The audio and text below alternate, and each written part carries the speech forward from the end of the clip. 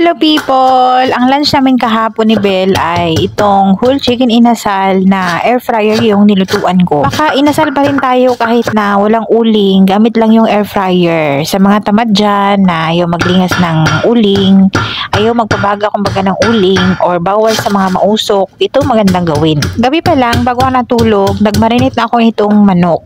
So, sa ating mga pang marinate dyan, naglagay tayo ng maraming bawang, dinikdik ko yung lemongrass or tanglad, tapos luya. Naglagay tayo ng half cup ng soy sauce, at itong dark soy sauce, dapat hindi ko na to inad, mga 2 tablespoon lang naman yung nilagay ko, kaya masyadong dark yung ating mang inasal, pero okay din naman, masarap din naman siya.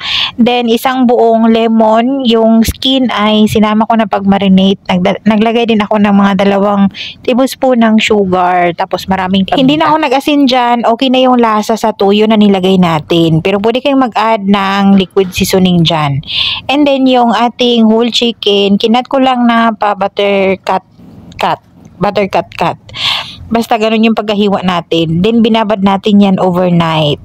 Yung ating skin or yung ating ng lemon, sinama ko siya, hiniwa ko ng maliliit para maano talaga yung flavor niya. Lumabas talaga siya. So maganda yan, sana mas mabango. Mas gusto ko pa kasi talaga yung kalamansi kaysa sa lemon. Mas mabango kasi talaga yun pang marinate.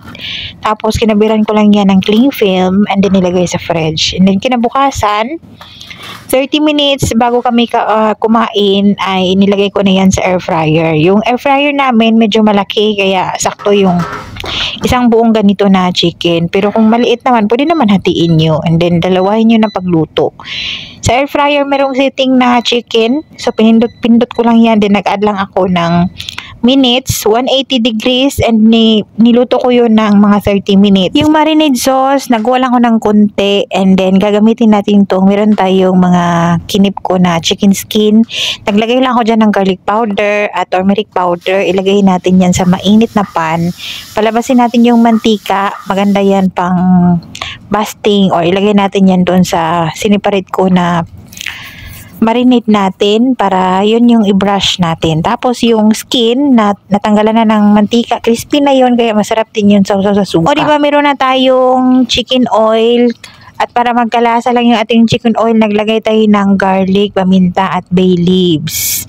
O meron na tayong chicken oil na homemade. Wala tayong aswete, kaya yung ginamit ko ay turmeric powder. Tapos nag-add na tayo dyan yung ating marinade sauce na siniparit, nag-add tayo ng chicken oil, and then yun na yung ating ibabrush dyan. After 30 minutes, binaliktad ko yung manok, pero pwede naman talagang hindi na ibaliktad. So 10 minutes sa bottom ng chicken, and then yung sa top ay 30 minutes. So sa 30 minutes pa lang, okay na yan. Kaso lang, gusto ko yung medyo mag-toast pa ng konti yung baba, yung pinakailalim niya, ganun.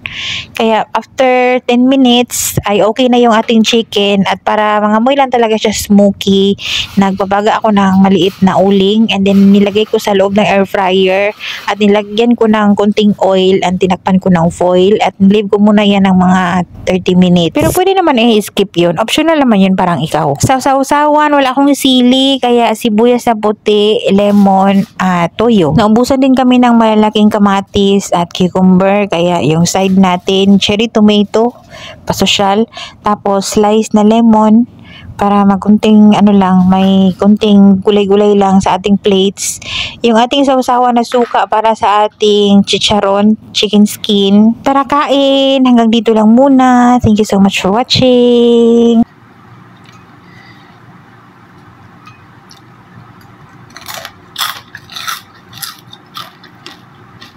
Kahapon, talagang naglinis kami ng mabuti, and then kumain kami ng mga bandang 4. So ito na yung dinner namin at lunch. Pull apart.